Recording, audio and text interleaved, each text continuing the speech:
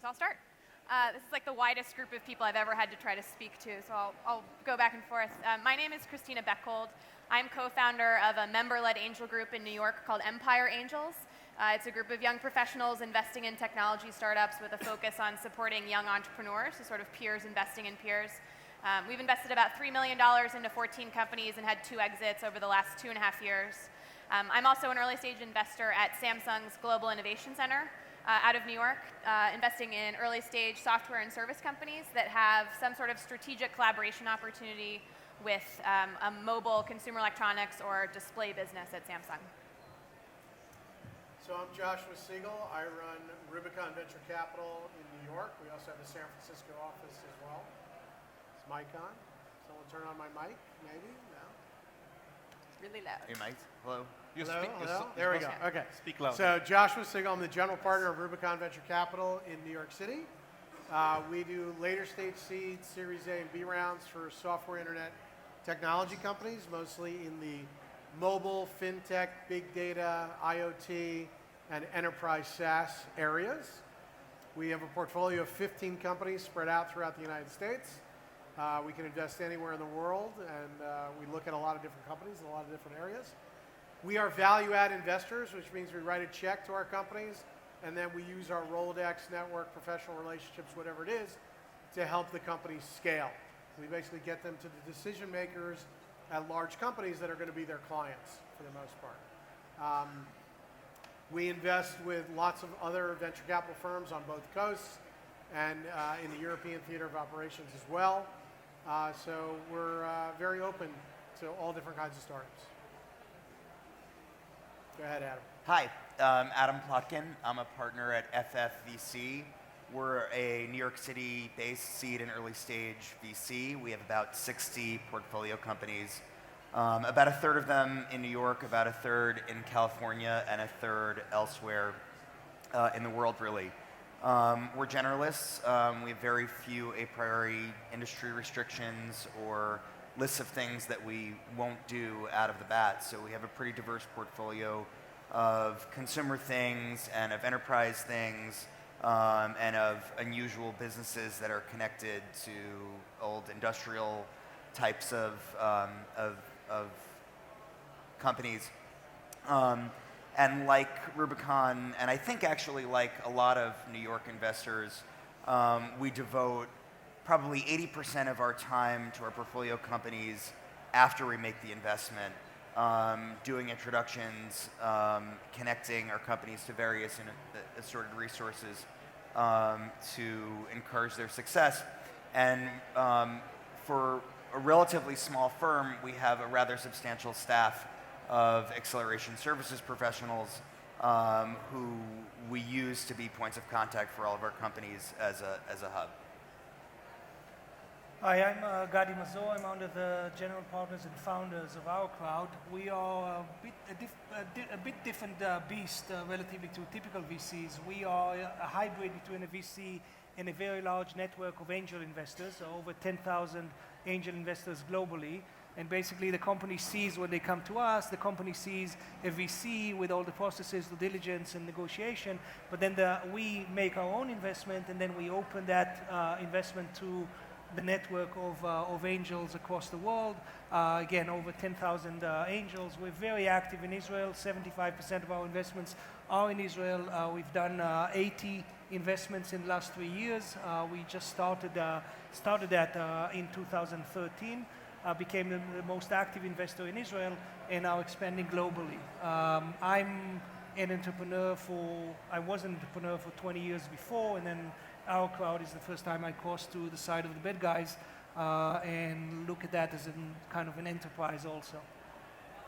My name is Jacobsson. I was Facebook's first international head of business development and mobile business, and I'm now the co-founder of Spark Labs Global Ventures. We're a global seed fund with over 55 investments in 18 months. We have offices in San Francisco, Tel Aviv, London, Singapore, Seoul, and I'm based in Tel Aviv. We invest mostly in the sector of IoT, fintech, digital health, and cybersecurity. And that's it, basically. Yeah.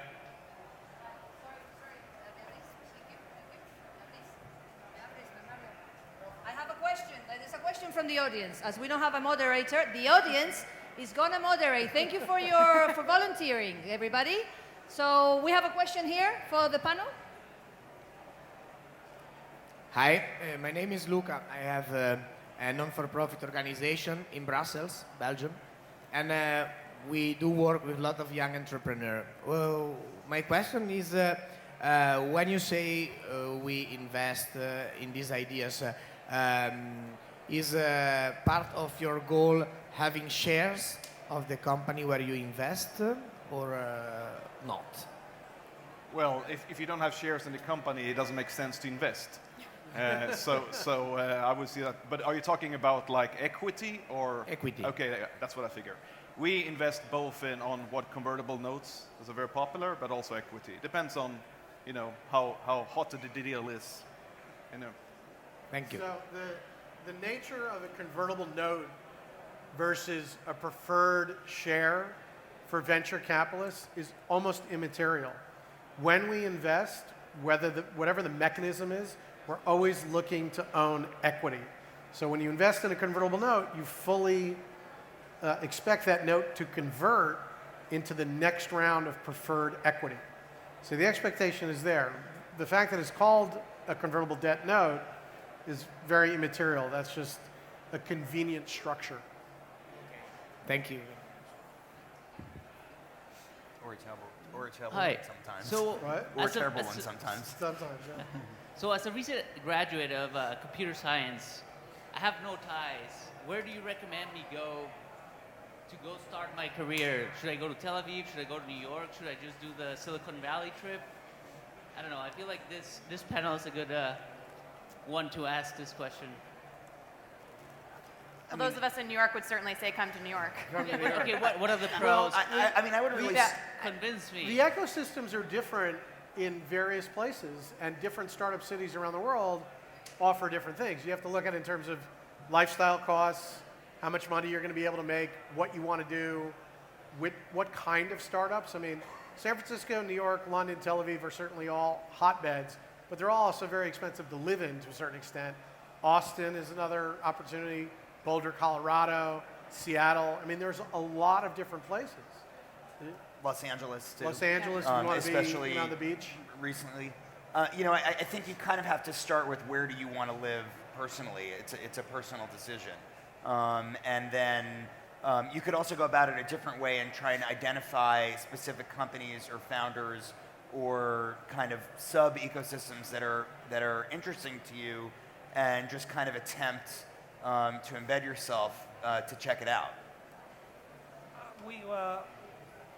I just had a discussion last week with a company actually based in South Africa, and they're moving for 6 months to Tel Aviv, just because of the ecosystem. I mean, in their case, they actually joined one of the accelerators in Israel. So that's one of the options also, is that if you want to kind of start and you have your own idea, to find an accelerator to join for 3 months, 6 months. Chile, for instance, has a great program for outside entrepreneurs to come for 6 months that actually get funded. It's called Startup Chile, very successful. But I think that in addition to where you want to live, try to find a framework under which you're actually going to start those first few months. Otherwise, you can just get lost.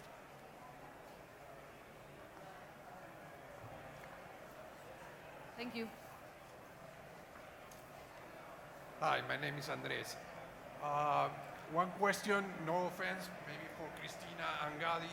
What would be the main? Speak louder. We can't hear you. What would be the main difference in the ecosystem for New York and for Israel, for Tel Aviv? I'm talking about in New York, for example, a startup thinks about the US market as the main initial market. In Israel, most of the startups think global from the beginning because the market is very small. So what would be the main difference in those? We have better food. We have beaches. In New York. Weather too. Better weather. and the weather, yeah. We have beaches. Yeah. Not as many beaches that we have. I would say access to capital is one of the big differences. Certainly, Series A and beyond. Angel capital is readily available in both ecosystems. But usually in Israel, when you want to get to that next level, there's a limited number of firms in Israel that you can go to before you have to leave Israel to get additional capital. And you don't necessarily have to come to New York, you go to London and direct to San Francisco. But within New York itself, if you're doing a startup in New York, you can go all the way from friends and family to angel to A, B, C, D, and beyond. It is there. Yeah, I would disagree a bit on that, and thank you for starting the discussion. It actually goes back to your point that startups in Israel, when they start, they from the very beginning look globally. So, and that includes raising funds. I mean, one of my companies, we raised $25 million. Only the first 4 or 5 million came from, as Joshua said, came from Israel. But it's always the plan to that the next rounds are coming from international investors, investors that are closer then to your market also, that understand the market, etc. So I think at a good startup, after there's tons of seed, tons of Series A, more and more funds that also do later stage in Israel, but kind of in the system itself is the assumption that the next rounds will be with large, primarily US investors. And local VCs in Israel, there are 70, but a total of 220 global funds that are active in Israel making investments. So, and in many cases, an Israeli company is actually officially a US company, not an Israeli company. So I think that the funding side is something that is kind of natural for us. I think Israel is also quite unique in the bed of talent that it has access to. I mean, it's really a hotbed, particularly in certain sectors like security. I mean, that's really where a lot of the innovation is coming from certain areas, just because of the individuals that are there. New York, in contrast, while certainly has a great and growing talent pool, is often in and of itself is a large market. Unlike Israel. So you can start a company there, be focused there, and usually your clients are probably physically located there. So you have a lot of proximity to the people that you're trying to sell to. I mean, it should probably be noted too that it's less than it's always been, but still there's a very dominant percentage of successful startups in New York City that are in some way connected to the other major industries that we have in New York City, namely advertising and financial services. Thank you. I have to thank this lovely audience for moderating. You've never had this before, have you? Yeah? An audience moderating a panel which they haven't prepared. So thank you so much, everybody. Now you have to follow with more questions. This side of the room? We have 2 questions here. Thank you. A question for Josh. Roberto's my name. And about crossing the Rubicon. I mean, how just to keep in subject, how with all these new startups sprouting all over the world, what are you really looking for to make a difference when you decide to invest? So we have certain set criteria that we use that's part of our thesis approach, okay? And they're anywhere from 9 to 12 different things. One of them, as I mentioned before, is really the value add. So we want to be sure that when we're evaluating a startup, does it fall within an industry area where we have a lot of connections at high levels, such that after we write the check, they do their funding round, we pick up the phone, and we make stuff happen. So as an example, to give you this, we have a fintech company in the portfolio, and they concentrate on the mortgage space for consumers. So they'll redo your consumers. One of the things that they were trying to get done is to talk with Fannie Mae and the National Mortgage Association and other big lenders about how to implement their product across their ecosystem and get them intertwined. We were able to use our connections and our relationships to get high-level meetings to bring this up on the radar and make things happen. And we were successful at it. So that is one of the things that we're able to do in that regard, because our Rolodex is as deep as it is.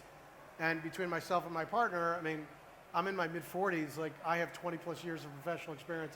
I come from a banking background. I'm able to do that. We also have LPs that are high net worths or family offices. They can touch, hundreds of different industries at multiple levels. So as much as we're interviewing the startups for what they want to do, we also interview our LPs to see, all right, what are you going to be able to do for companies that we might invest in? And that's really important. So depending on the industry that it's in, we're going to be like, all right, what's your industry? How are you trying to solve a problem? And are we going to be able to really tip the balance, say, you know what? We're going to make 3 phone calls tomorrow, get you 3 meetings to the decision makers at Fortune 500 firms and change your whole business, or make it better. I mean, whatever it is. So that just gives you an example. So does that mean that what you're looking at is speed of execution? It's not necessarily the speed of execution, but the quality, because if you execute too fast, you may run out of money, which is not a good thing.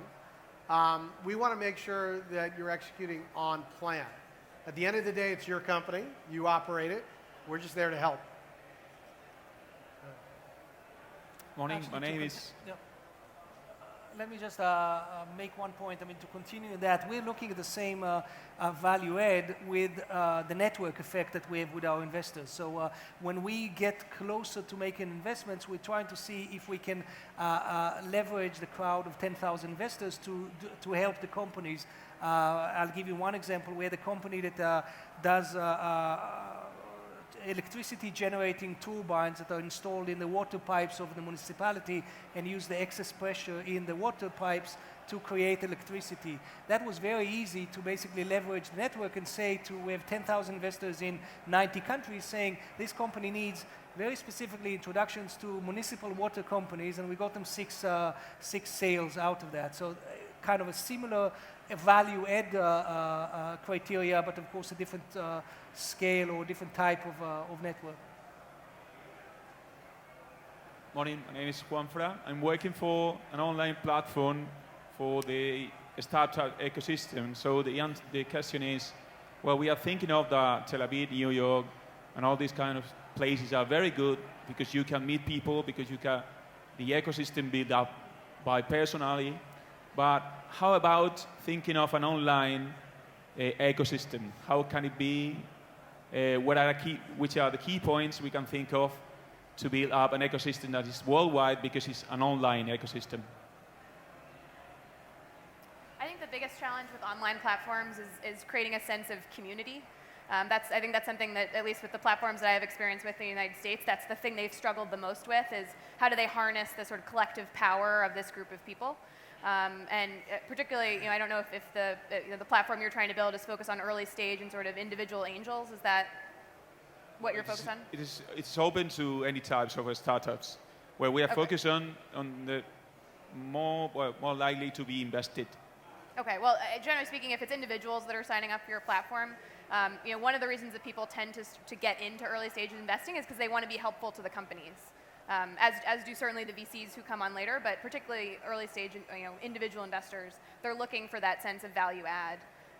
And so finding ways for people to be able to provide that through a purely digital platform is going to be the challenge. So thinking about creative ways, maybe that means that you have in-person meetings in some places where you have a collection of people who are part of your platform.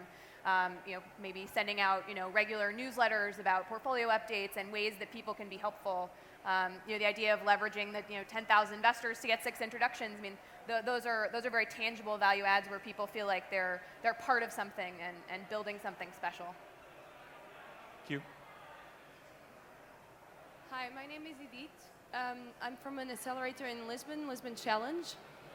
The topic of punching out of the weight line, it's something that really interests us. We started 5 years ago and there wasn't much happening in the ecosystem. We're obviously trying to bring it to the next level. In our accelerator, we have a roadshow that goes to Tel Aviv and New York sometimes, San Francisco, London. I would be interested to hear what you would recommend as like 3 things that we could make happen in our ecosystem in Lisbon to bring it to the next level. So certainly organizing the early stage capital, so the friends and family capital, the angel capital, is very important for the ecosystem.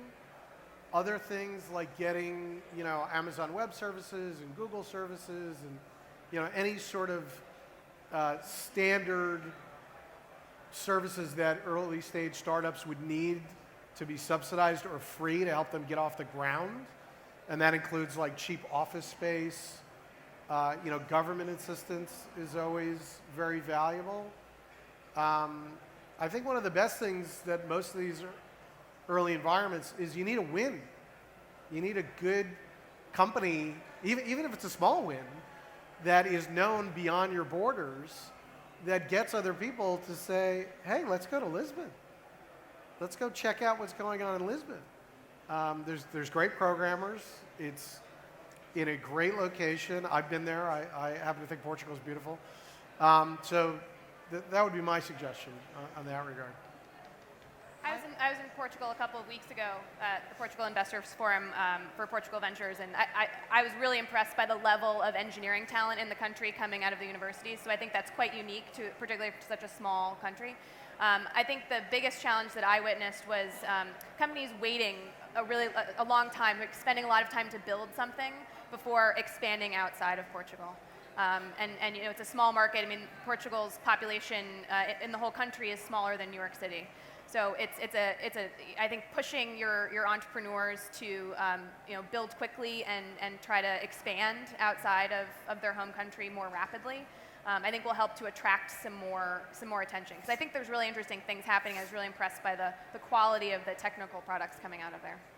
I would add one completely different parameter, and this is more on the culture, and it's the toughest, I think, to build. But basically, both I think in New York, in Tel Aviv, in the Valley, it's okay to fail when you start a company.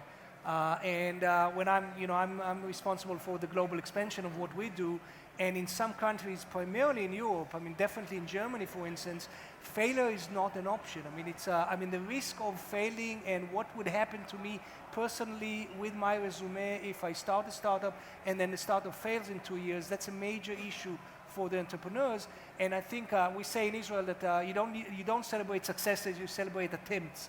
And if you can kind of create this PR around hot startups, even if eventually they don't succeed, that will drive entrepreneurs into the scene. Thank you. Dear guests, isn't this a wonderful... Hey, dear guests, isn't this a wonderful audience? They're fighting, yes, their hands fighting to ask you questions. We have to tell this to Bernardo. We don't need him. There's a couple of hands there. I'm going to pass the microphone. Thank you. So a quick question I have is, what's the strategy for attracting talent? Like, what's the strategy in New York? What's the strategy in Tel Aviv? Especially for Europeans. My main question is, since in the US, they're running out of H-1Bs in 3 days, is Tel Aviv like an easier place to immigrate and like be part of the ecosystem than New York? Or how are you attracting talent outside of your borders? I think that if you plan on, say, starting in Tel Aviv, you should know where you're going and kind of already in the plan have that accelerator or a company that you start with or one of the open spaces. I mean, WeWork, Mindspace, those type of places, so that you know what ecosystem you plug in. I think that one of the benefits of Israel is a very close network of people that came, in many cases, from the same units in the army back, and it's a very close community, a close community of entrepreneurs. So you need to find your way into this, and it's not so much just let me move to Tel Aviv and then things happen. So in this respect, I think that New York, as a kind of a first step, might be easier to get into because there's less this cultural and network structure to this. The great thing about New York is that the startups are all over the city. Most people think of the city as just the island of Manhattan, but that's not true at all, really. So there's a lot of stuff going on in Brooklyn, Queens, Bronx, probably not so much in Staten Island, but in New Jersey, so all around. And you constantly need talent. The challenging thing with regard to that is because we have so many established businesses, financial services, the banks, advertising, legal, marketing, a lot of great talent is snapped up by Goldman Sachs, Citibank, JP Morgan, whatever, the law firms. And so startups really have to compete for talent. So it's less about the salary. It really is not about the salary in the startups. But lifestyle, opportunity, certainly the equity component is a substantial thing. And are you going to be part of something that's going to turn into something really great within a time frame such that you can go on and start something? At least for the programmers, anyone involved in anything to do with a startup. Startups have to get creative to attract talent. I mean, it's critical. Engineers are a hot commodity in New Hot York commodity. City. It's incredibly difficult. It's interesting, though, because I think in the case of New York, in many ways, it went the other way, which is that there was a realization, now it's like almost 10 years ago, when Google opened a big engineering office in New York, that there are an awful lot of talented people in the United States and in the world that didn't want to live in Northern California and weren't interested in being in Silicon Valley, and kind of paved the way for that to happen in New York. And then the alumni of these companies, of course, went on to start new and exciting things and develop the ecosystem. And I spend a lot of my time in Los Angeles now, probably a third of it. And it's very interesting to see that exact same thing happening in LA as well, that there's just developed this kind of core group of talented engineers that may or may not be plugged into the other dominant industry in town that just don't want to be in Northern California. And the large companies are starving for talent in the same way that startups are. And so they kind of just realize that they have to be in the places that people want to live, right? I think one of the most significant innovations and changes in all of our lifestyles that we've had over the past 20 years is that you actually can affirmatively be wherever it is that you want to be. And so, companies just have to make that work. Yeah, I would say that actually talent is very global. A lot of my former colleagues at Facebook, many of them are financially, independent. They are, very successful entrepreneurs in their own stake, are no longer looking to start the companies in Silicon Valley because they lived in that environment. They know the inside and the outside, but there's something new that they're looking for. So I find them, traveling to different places throughout Asia, trying to start up companies, joining new startups around the world, just because that is a different aspect that they are looking for. So talent is not, you have the global hubs that are very important, but people are moving today much more, and you have talented people more flexible, and you can find them in different places today. So we have an accelerator in Seoul, in Korea, which is today Asia's #1 accelerator. But the last 2 years, more and more companies coming out from Silicon Valley and even Europe wanting to move in and spend some time in Seoul and trying to start the companies there, just because it's, they're looking for a different experience. So talent can be found everywhere, and as an investor, that's what we are. I'm investing in talent everywhere. It doesn't matter where they are. It's always better to be close to the big hubs, of course, because of the access to capital and the networks effect and so on. But we have many more questions, huh? You're not getting away. Hi, this is a question for Gadi. Is OurCrowd expanding the model into other markets outside Israel? And what lessons from Startup Nation are you using to expand into the world? Yeah, we definitely expand, and that's part of what I'm doing. We have a few models of expansion. One model is basically finding a local partner that will be in OurCrowd office. We've started that in New York, of course. We have one in Sydney, in Australia. We are very soon starting one here in Madrid, and that's with local partners. We have another model that we look for, and I can hint also in Latin America. We have another model, and that's basically finding local partners, say in Rome, and basically tying with a local partner that is already engaged in the deal flow and can do the pre-deal, during the deal, and post-deal support of the companies, leveraging the platform, leveraging the global investor base. So we look at that as a platform that can be on the investor side, can be and should be global, both in terms of the investment and in terms of crowd building, the effect of the network on the companies. But the actual work with the company locally needs to be by a local entity, either our own or by a local partner. Thank you. Hello.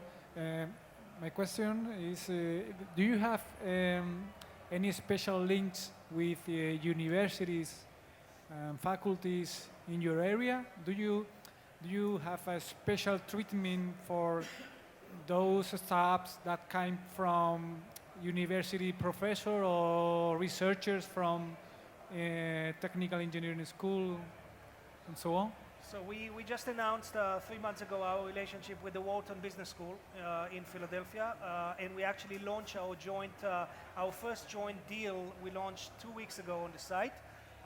They have the Wharton Social Venture Fellows, which is basically a student-run organization that screens social impact initiatives. Companies, they do the due diligence. That's again the local partner for us in that area. But then we fund that on the platform, and that's with Wharton. We are working with 5 more schools in the U.S., not public yet. We didn't announce that yet. A school in, of course, in Tel Aviv, actually in Jerusalem. So we basically want to find schools that have either strong research or strong entrepreneurship program, but with this focus on taking them to the next stage of actually making them become a company. And then we have a model for those type of entities. And in New York City, do you? At least at Samsung, which is focused more on highly technical investments, partnerships with places like MIT and Berkeley and Stanford are very important for us because there's really important research coming out of those R&D labs that can potentially be commercialized, and we want to get a first look at it. So we work very closely with those kinds of universities that are building the kind of technology that's particularly interesting for us. Yeah, we don't have any formal relationships or partnerships with any specific university. There are certain programs at MIT. There's the Stanford StartX that we're very well connected to, and some others. But we don't establish full partnerships. Fund's just not big enough for that.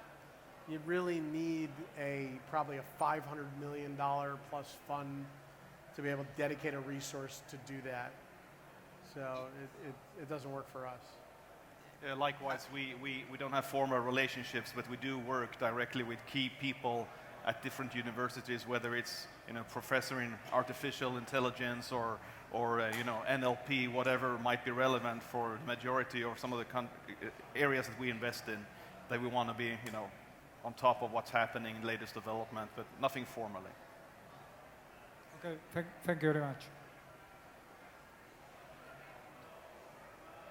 Hello, we are a startup in agrotech, and my question is, what would be the best way to start making connections in the Tel Aviv ecosystem?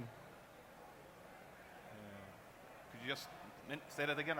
Yeah, what will be the best way to get into the Tel Aviv ecosystem? The Tel Aviv ecosystem? Yeah, we are now in Spain here, and sure. we'd like to test this. So it's just easy to reach out to one of us, perhaps, and there's a lot of this, just like in Silicon Valley, there's tons of meetups, and people in Israel are very helpful, and inviting people and showing people around, taking people around. So I think that's personal connection is always the best.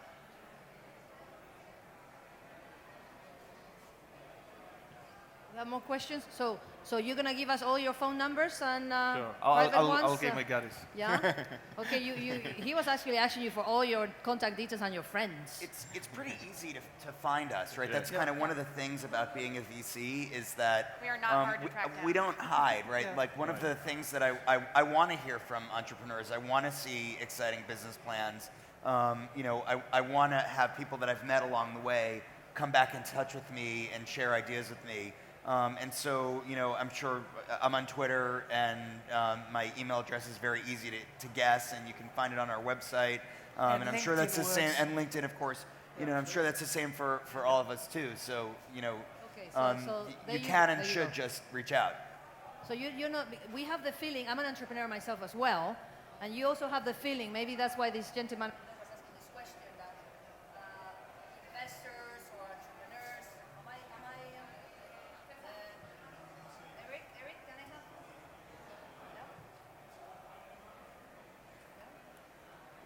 Sorry, not that I can get your phone number, I'm going to go into conversation. Do I have voice here? Louis,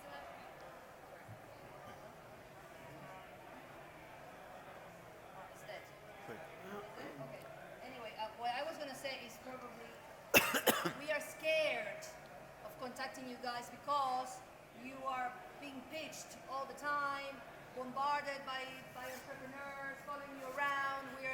We don't want to be seen as a pain in the, so we're waiting for the right moment, but maybe it's as simple as just approaching you and saying, I have a great project. So I think it's very important. Most of us, at least, have been entrepreneurs, so we know what it is to be an entrepreneur. Obviously, when you're flooded, you need to have a filter. And I think I try to talk to everybody I meet and everybody who comes and be serious, but I be super fast if it's not relevant, just saying, hey, listen, we don't invest in this, and this is some advice I can give. Just to make sure that you're going to get dragged into long conversations that's not going to be beneficial for them and not for me either.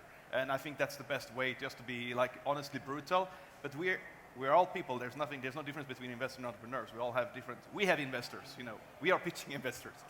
No, okay, so you can pitch these guys, because Caviedes, one of our most well-known investors in Spain, he always says, and I'm sure you've heard him saying, guys, when you find me in the corridors, don't pitch, okay? Just don't pitch me. Just don't do it. He's been being pitched all the time. So probably your question was going on that direction, yeah? I think there's also a subtle difference that you can make, that instead of just pitching someone and asking them for a check, which is what most people do, ask for their opinion. I mean, people love giving advice and giving their opinion on what you're doing. So I think that the subtle change in the way that you ask that question and getting that feedback from someone can often make it an easier conversation if you're a little less comfortable.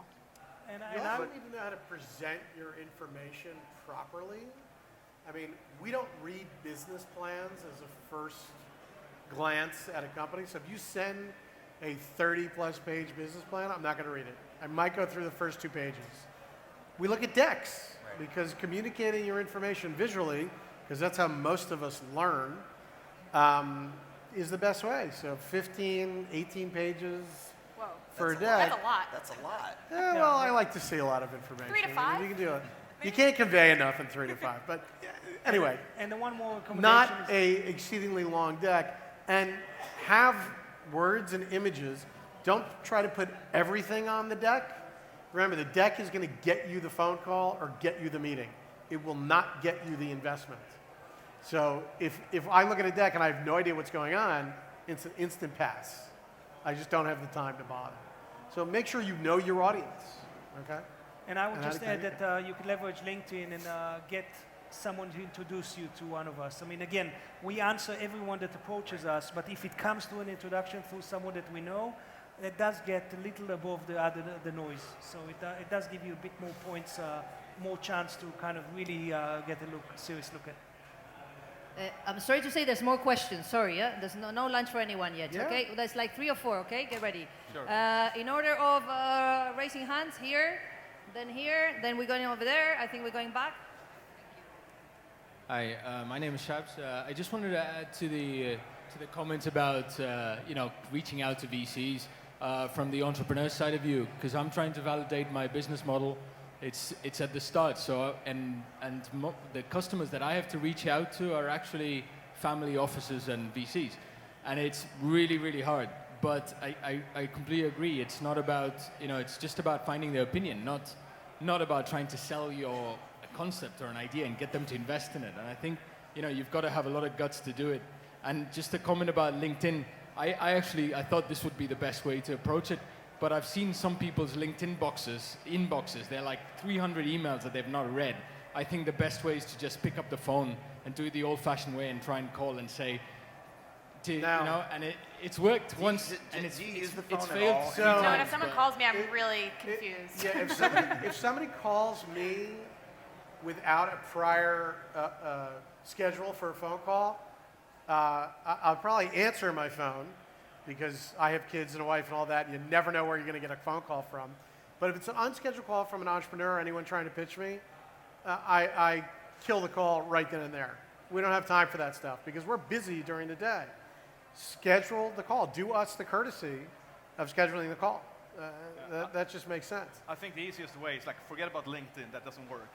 I hate it. I think most people, we use it as a way for network, but nobody uses it to communicate with each other. It's usually a connection you do after you met somebody, and that's it. That's the end of the platform, at least for me. But if you use Twitter, it's very, you have, so people who maybe follow me, they know that I'm obsessed with mountain biking, or craft beer. So they know, hey, listen, if you have two pieces of information that you can get attention for, then afterwards, I'm happy to talk about anything else. It's no problem. And warm introductions are the best. And definitely don't cold LinkedIn with no context and no explanation of what you're doing. But I'm going to say something else, and I'll probably regret it immediately after I say it. My inbox is totally out of control, and I really do my best to write back to everyone, and sometimes I just don't or can't. So while you don't want to be a nag, it's actually okay if 2 weeks go by and you haven't heard anything, and we've actually had a conversation, and we've discussed getting together, or we've been introduced by someone who's an important mutual contact. It's okay to send a note and say, hey, I'm not sure if this got buried in your inbox. I just wanted to try again. And then I just got your inbox doubled. Well, it threads in Gmail, so it goes, use the same email, right? Hi, my name is Juan, and I'm a student right now. I'm currently applying for several investment banks, so I had a couple of questions for Christina, Joshua, and Adam. The first one was, how important would you say from your experience in banking, because I saw that you've worked in banking before, how important it is for, in the world, the expertise and the knowledge you got there, how useful was afterwards? And the other question is, how difficult it is to switch careers afterwards? Because I would like to start working in banking, but the startup world is something that I find quite interesting. So that's it. It's hard. I mean, I started in banking and capital markets and worked in a variety of different roles there. And then, tried to move into an operating role to start at a startup in New York, and I couldn't find anyone who wanted to hire me because finance people are generalists and they're not, good at one particular thing, and that's usually what you're looking for when you're hiring in an early stage company. I realized that the other way to go about it was to start investing, and so we started our own angel group as the way to gain experience in early stage investing, because it's vastly different than anything you're going to do at a bank, whether it's boutique or big. To start building out a network and some sort of track record, because your network is ultimately what's most valuable if you're interested in getting into the investing side in startups. Your network and your ability to find good deals and look at them and evaluate them and make those decisions, and you do that through network and experience and looking at lots of deals. So I think a financial background helps, but I think it's a mix of finance and operating people that end up in VC. It's just it's a tough market to break into, but. So basically, the best you could do afterwards, when you want to get out of banking, would be start on your own and then start investing on your own. I mean, that was what I did. I think that's a fairly unique approach. I don't know a lot of people that have necessarily gone that way. One way I've seen a lot of people do is work for the portfolio, a company that's been invested in by venture capitalists. So work for a portfolio company, and you can build relationships that way. I've seen a lot of people move from operating roles into analyst or associate roles at VCs. So I think that's maybe a more traditional approach, or getting an MBA and getting into those associate roles afterwards. Yeah, the challenge with being a junior associate, principal, whatever, at a venture capital firm is that those jobs come up very infrequently. Yeah. And when they do, they get hundreds of applicants. I mean, I think in New York this year, there was maybe 4 or 5 open positions all year that we saw from our colleagues at various firms. we all see them because we all talk, and we just send, every resume that we've seen, mostly to get off our desks, because those jobs are coveted. People do want them, and firms want the best of the best, and they can do that because a lot of people want to get into VC, because when you're a junior VC, it's your path to become a general partner. And when you're a general partner, you're the owner. You're the guy in charge or the lady in charge. You have to raise money. You have to deploy it, certainly. But that's where you're starting to be a force in the ecosystem, and certainly, there are a lot of financial gains to be had. Not more or less than in banking, different, but I would say as a GP of a successful firm, you're making more than as an MD, as a bank, substantially so. So it's really a path to success, as long as you're getting exits. If you're not getting exits, then go back to GP. Yeah, as long as you're a good GP. If you're not a good GP, go back to banking. Thank you very much. Well, guys, I think we should be finishing. Probably these guys also eat. And probably, as they say, they're pretty busy. There might be a few questions. Are you okay? Shall we close it? Okay, I want to say that things like this happen thanks to places like South Summit, because we can see them, we can talk to them, we can even ask them almost about their phone number, and if we can call them or not. We've already learned we can't. We learned that Ned likes mountain biking and beers. LinkedIn, no good. No way Joshua's going to pick up the phone. He's going to be pretty angry. I will pick up the phone. Yeah, I answer my own phone, but I'm more than likely to hang not up. to be his wife or his kids, which he's obviously going to notice, even if you pretend to be. So things like this happen because we are together. I want to say thank you for this amazing audience. You've been the moderator today, and I'm sure there'll be many more questions, but it's lunchtime, and a stomach goes first. And I'm sure all those questions were there because we have a very amazing panel. So please, a round of applause for everybody. Thank you, audience and panelists. Thank you, everybody.